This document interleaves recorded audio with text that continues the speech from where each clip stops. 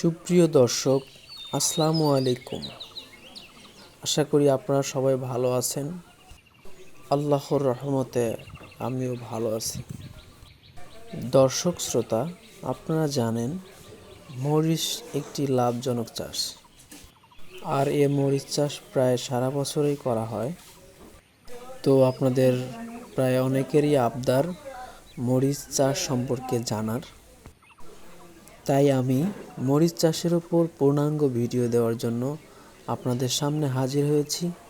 সম্পূর্ণ ভিডিওতে মরিচ চাষ নিয়ে আলোচনা করব। হায় রে আমার মন মাতা